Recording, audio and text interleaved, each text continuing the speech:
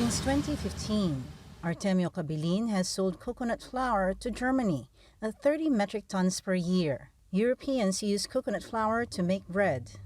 He says it was good business, guaranteeing livelihood for coconut farmers.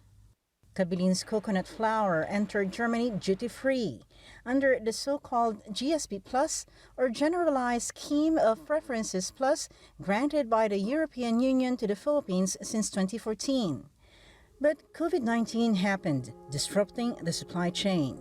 Yung pong coconut flour, suspended na po yun kasi dahil nga po sa pandemic, isitat nga sila pagka food product. Yung importer namin, wala mo na silang order eh. Wala pang communication. Ang sabi lang is, because of the current situation, restrictive ang business. 3 years into the pandemic, and as the global supply chain slowly returns to normal, Cabilin hopes to resume exporting to Germany with more byproducts like coconut charcoal.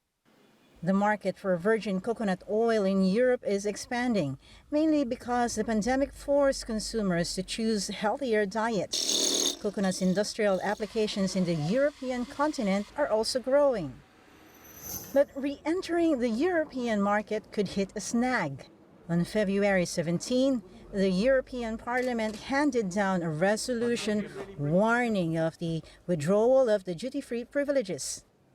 The legislative body took issue with the Philippines' human rights situation and wants the Duterte government to make sure the presidential election is clean.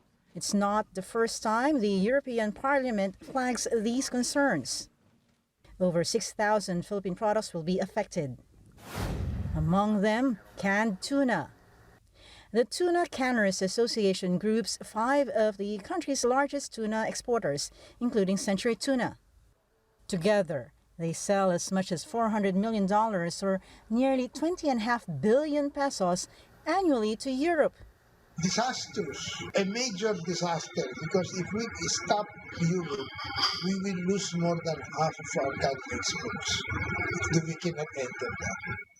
However, I'm thinking, or even the DTI and I are discussing this matter. It takes about more than a year, maybe up to 2 years, for any changes in policy to be implemented. A monitoring mission from the European Commission will begin talks with the Philippine government Monday, February 28, until March 4th. In a statement to CNN Philippines, European Union Ambassador Luc Veron says the visiting team will check the country's progress in carrying out 27 international conventions in human rights, labor, environment, and good governance, which are bases for the duty-free privilege.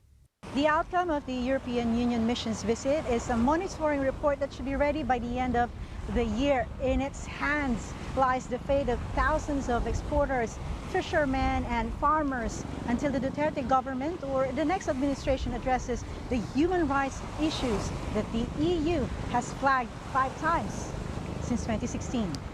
Lois Calderon, CNN, Philippines.